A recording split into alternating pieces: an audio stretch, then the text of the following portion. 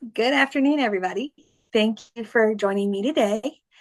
I am really excited to be here with you to talk about a very powerful financial tool for those with disabilities, and they're called ABLE accounts.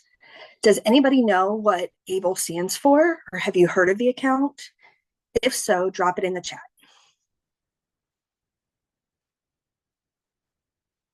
Oh, Lisa is on the ball. So, ABLE account stands for Achieving a Better Life Experience. And as we get started, I know we have people from all over the US. I don't know if we have anyone that's outside the US, but if you can, go ahead and by your name, there's three little dots, and you can actually change your name to include the state that you're in. So we can kind of see where everybody is from. And that's also important for ABLE accounts because although it is a federal statute, an option, each individual state has some different kind of rules, and there are some state-run programs that we're going to be talking around later today.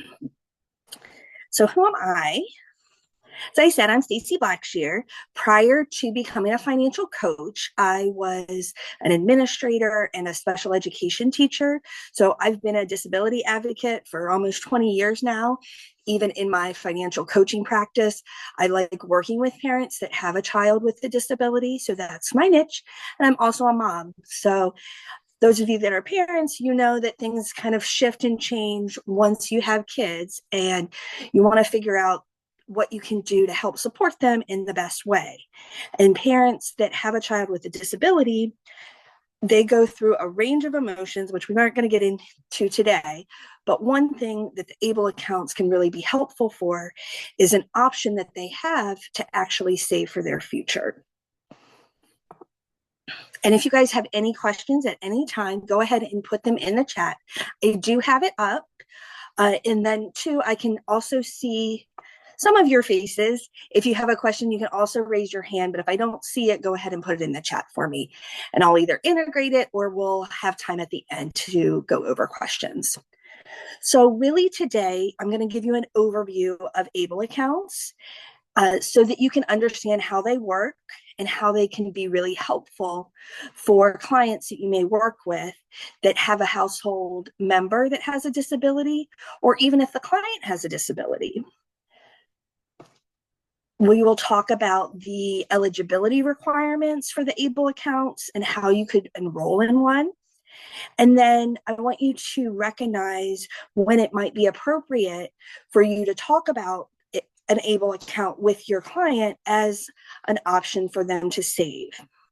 And then finally, I'm going to give you guys some resources that you can look at beyond the presentation, kind of read more about ABLE accounts as well as other disability resources that could be really helpful for you, because I can't cover it all in just this short period of time. Okay, so I want you guys to meet Jessie. Jessie is a little rambunctious girl.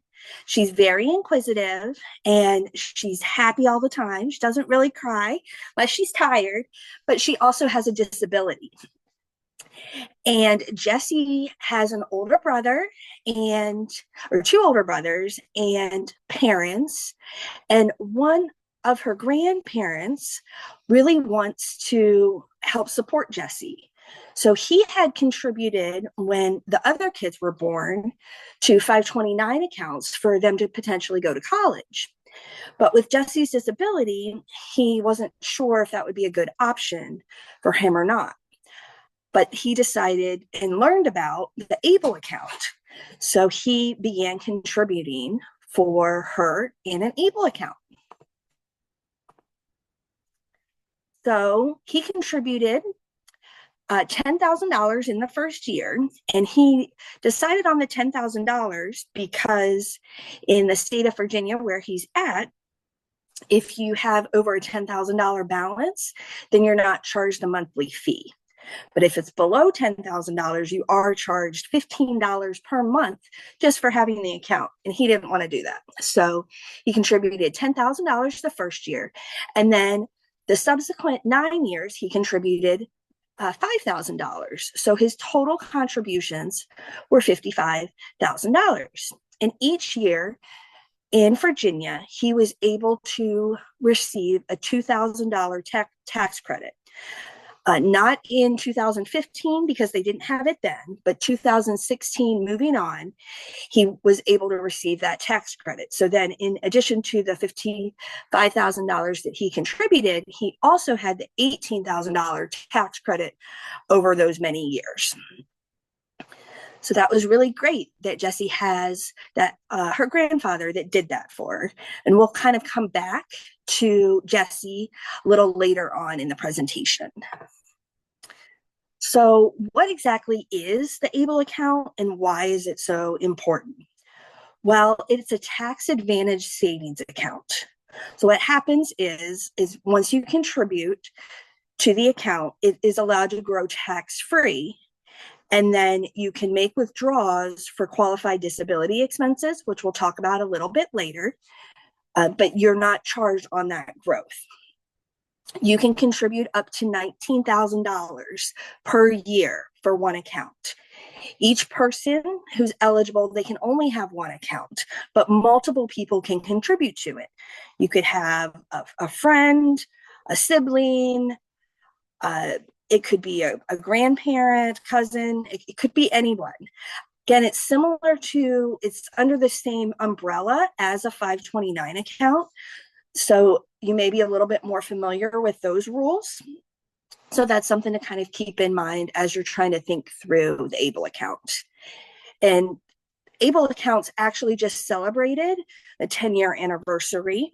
The Act is the Stephen Beck Achieving a Better Life Experience Act. And I've gone ahead and linked it right here as well, so you can actually read what it says in the law about the Act, because I know that sometimes that's helpful.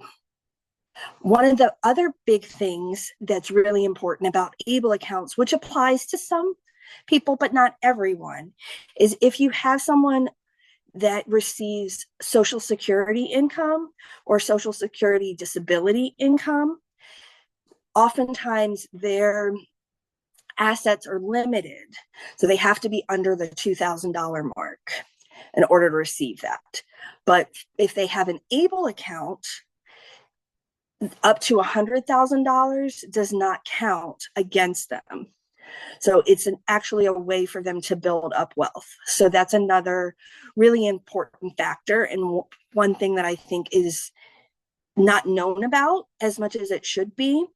But if you think about it, if someone's only allowed to have $2,000 in assets when they get older, that's going to be per month, that's going to be very tricky for them to live. And unfortunately, that number has not really increased in a very long time. And it doesn't look like it's going to be increased anytime soon, unfortunately. Are there any questions kind of regarding the structure of an ABLE account? Okay. One thing to keep in mind too, in a previous class, someone asked, well, what would happen if they went over that $2,000 threshold?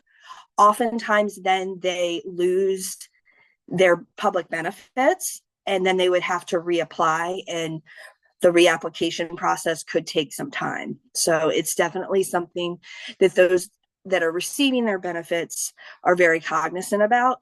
And it could be, you might come across family members or even self-advocates that are really concerned about even trying to save because of that. But this ABLE account allows them the opportunity to do so. So with ABLE account, how much can you have again without going against your asset? Yes, you can have up to $100,000.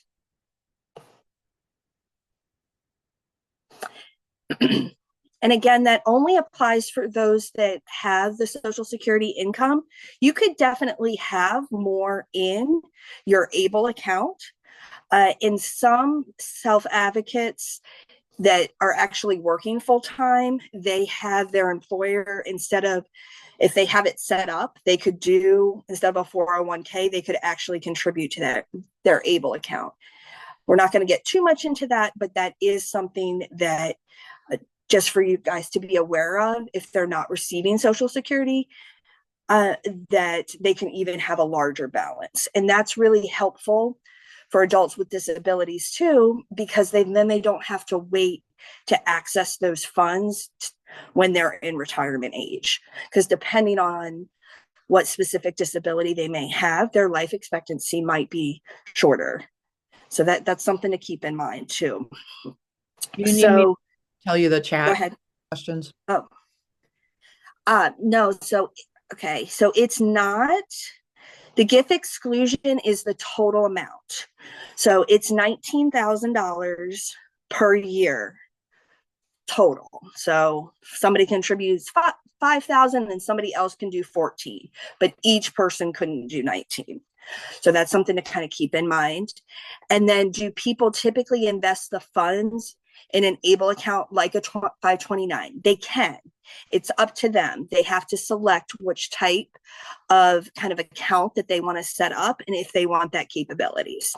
Now, I will say, as far as kind of a downside to an ABLE account, unfortunately, there are additional fees, like compared to a regular 401k or doing like an IRA and things like that. But to me, the fees and the benefits of the account really outweigh the fees. But just for you guys to be aware, the fees are a little higher, and that is shown on each site, like the same things that you would select, like your investment fees. And then, so why is this important? Well, based on a recent study in 2020, there are 20 million working age adults that live with a disability. Having a disability is the only minority population that you could be a part of at any time. And it's estimated that a household containing an adult with a disability must spend 28% more of their income to have the same standards of living as one without a disability. So that equates to almost $18,000 a year just to have the same benefits and things that we kind of take for granted. Didn't have it up on the slide here, but what do you think the percentage of people or children 2 through 23 that have a disability in the US? Any ideas? If we have 20 million working age adults, how many children do we think? So you could put either a percentage, you could put how many million.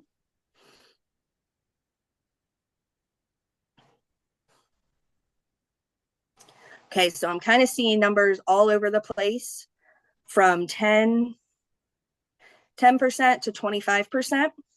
So in 2022 to 2023, IDEA, or Individuals with Disabilities Education Act, the research that they took, they found that 7.5 million students had an individualized education plan, so that they had a disability, and that's about 15% of the population.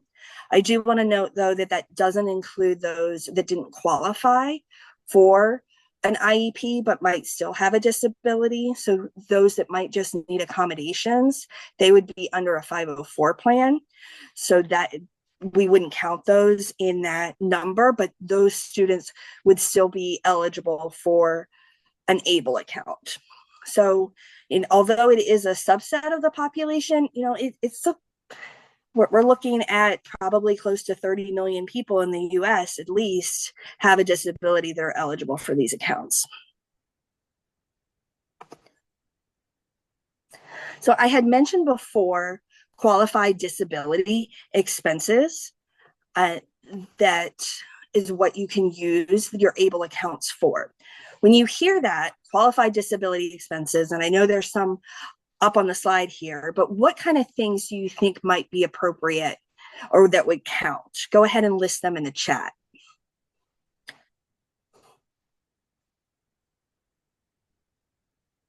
Gym membership,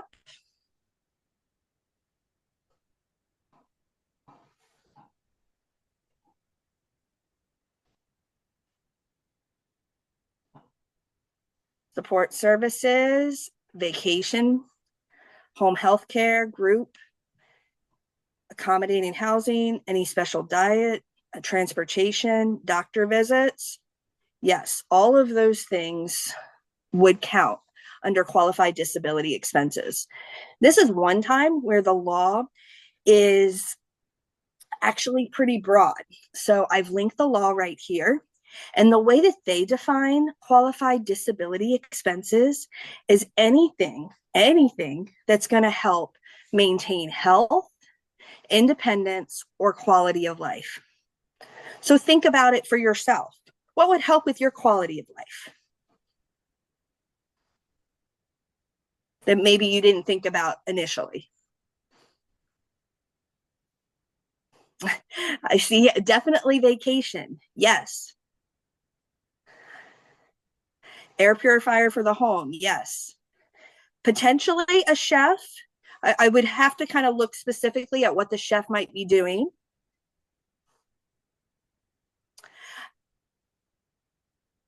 Personal assistant, potentially. So a personal assistant as far as like a caregiver, somebody coming in.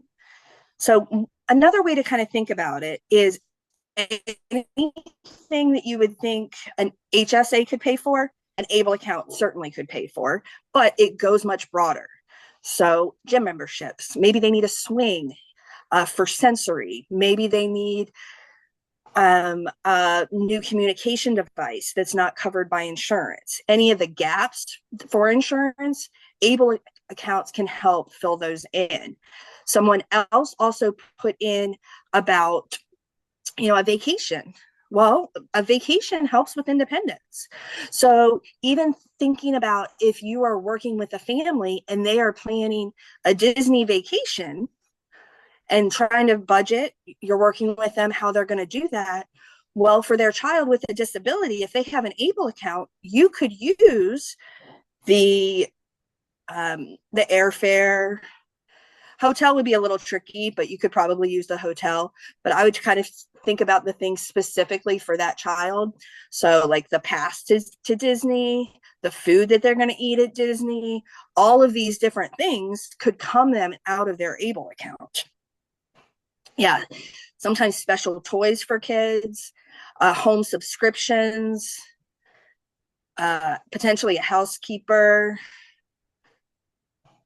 So there's a lot of things that this account can be used for. So sometimes I've worked with people and they're like, well, $100,000, that's kind of, low, or how do we make that work? Or what happens then if it goes above that? Well, my recommendation is don't kind of get close. When you need to take disbursements, go ahead and take those disbursements for these different things. Okay.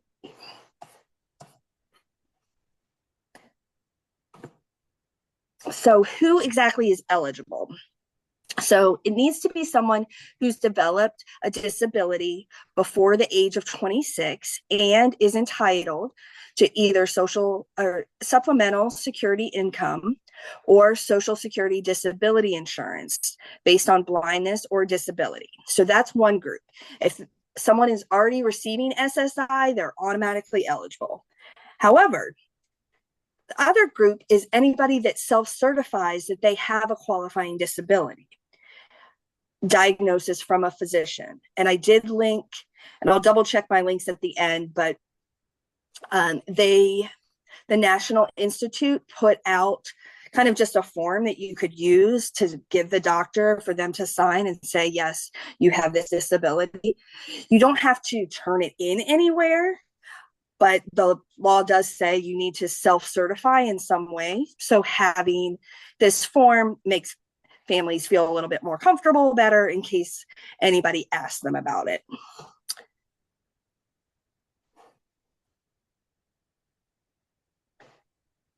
Good question. So Taylor asked who owns the account if it was a parent-child relationship. So the beneficiary of the account is the child with a disability. So it has to be connected to them. However, if there's other legal documents that have been put in place regarding guardianship or trustees or different things like that, then they might be the one controlling the account, but it's still for the person with the disability. So you can't just give it, let's say the person with the disability passes away, you can't then just give the account to maybe another sibling that doesn't have a disability. Yes, and that's a good point, Barbara. I was going to bring that up. So currently it's at age 26, but actually starting in January of 2026, the eligibility, the disability has to occur before age 46. So think about that with your clients. Who might it affect or might be eligible that wouldn't be under that age of 26? That question was not very clear. Let me ask it again. If so, the age is going to go from 26 to 46. Which groups do we think may be a part that we're going to capture that will be eligible for an ABLE account in 26, but are not eligible now? Any ideas? Yeah, so those that have maybe been in an accident, that have had a disability, potentially those in the military, police officers, anybody like that. So we're running a little short on time, so I will kind of go through these last couple slides, just kind of showing the power of an ABLE account. This is Jesse's ABLE account, and you can see the amount contributed as well as the growth over time, and then with some expenditures. So in 2021, there was an expenditure because that was a good year. So the ABLE account went up. They decided to take money out to redo her bedroom and help support. So they took out $5,000 from that, but the rest was allowed to grow. And then in 2023, she needed an assistive technology device that they purchased, and they just took out that money. Even though they made the contribution for the $5,000, they took out the $1,000 because they didn't have to pay taxes on that. And then it was able to continue to grow. So even though, and this is just an example, the grandfather contributed $55,000 to the account, even with those two expenditures. Yes, the market has been kind to us these last 10 years. She's still at almost that $92,000. So really, they probably aren't going to need to contribute much more to this account, and it could help support her just on that compound growth. Yeah, so Amy, in 2024, it's getting close to that $100,000 mark. So if I was supporting the family, I might kind of talk to them about, hey, what kind of things could we potentially maybe spend some of this money on that would fall under that qualified disability expenses for her, so we don't, in case it is a good market year, that we don't reach that. You can take out money anytime. It's not like you have to wait until the first of the year or the first of the month or things like that. So that's something that is really helpful. Okay, quickly, just kind of how you set up an account.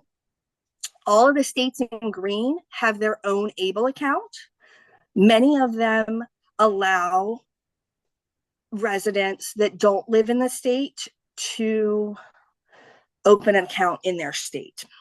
The ABLE National Resource Center is a really great resource. It actually allows you, and I'll put a link at the end, but it allows you to compare 3 different states and to kind of see what would be the best for you.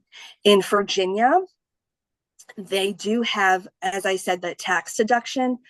If you're a Virginia resident and you open one in Virginia, not all states have that though. Some features that they actually allow you to search for are a debit card.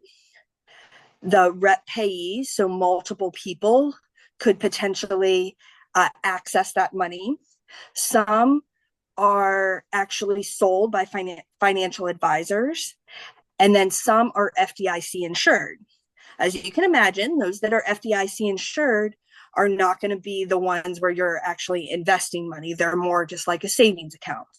So that could still be helpful, but it just kind of depends on what you're looking for.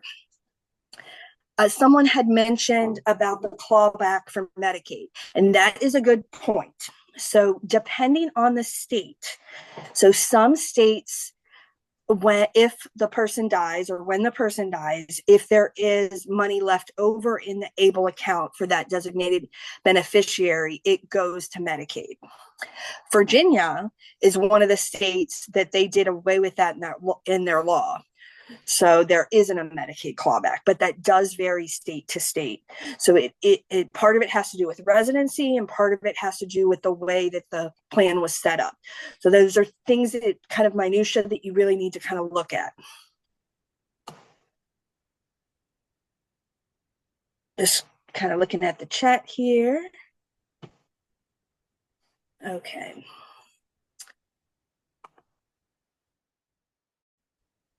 So then just kind of wrapping up, anybody in a person's life can contribute, but it's owned by the person with a disability. So the funds need to go to them as far as helping to support anything in their life, more or less.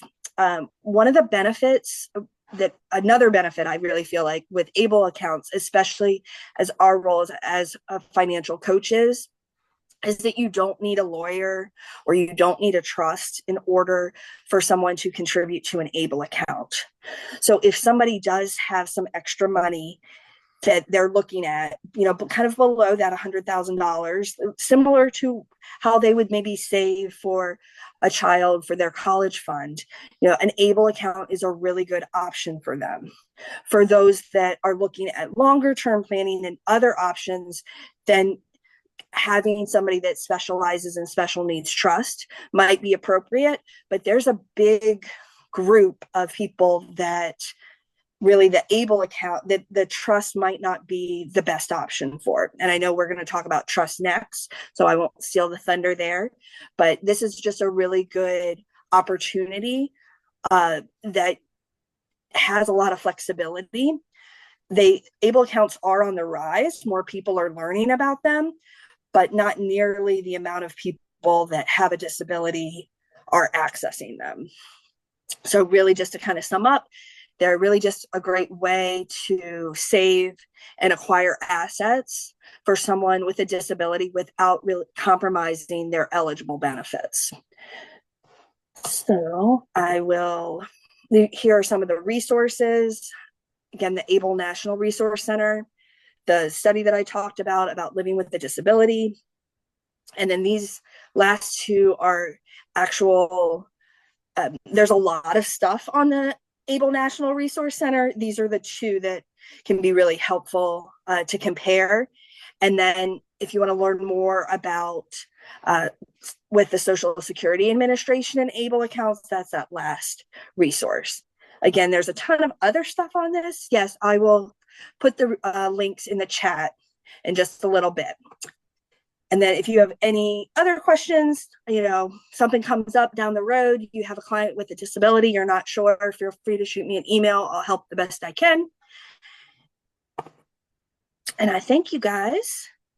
And so what happens to the account if a disabled person declared not disabled anymore after some years have passed? So they have to, it has to be a disability. And the way that the law is written, even if they're self-certifying, it's not something that is a short-term disability. So it's not like you broke your leg and you're going to get an ABLE account. This would be the Social Security Administration really kind of spells out everything, and I'll put in that link as well to kind of give you some of the verbiage. I just didn't want to go too much into the verbiage here because we can kind of get lost in the weeds. I wanted to give you kind of a high level overview of things, but if it's a disability that would be temporary, it wouldn't count because it really wouldn't be a disability. So I'm going to go ahead and stop sharing and start dropping these in. Are there any other questions? I'm kind of seeing some things.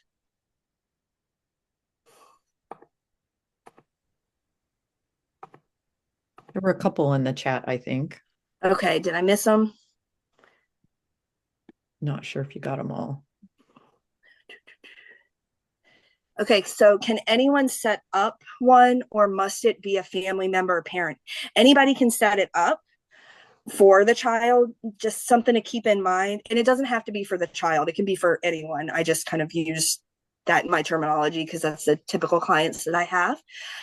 You just want to make sure that there's only one account for that individual with a disability. So they're not allowed to have 2 or 3 accounts. It's just one account, and the total amount is the gift exclusion. So right now it's $19,000. So, I know someone who's older, Mhm. but don't have the disability Able's account, but I guess because they're older than 26. But in 2026, it seems like as long as they're not, up to 46, then they can have the Able account. Right. So if they kind of had an acquired disability, like 30, like they were in a car accident, 35, or had a brain injury or something like that, yes, in 2026, they will be eligible. So that's going to be new. And then is it including the military disability, that too, or the work? Yeah, so someone that had a military connected disability, it's not necessarily dependent on that.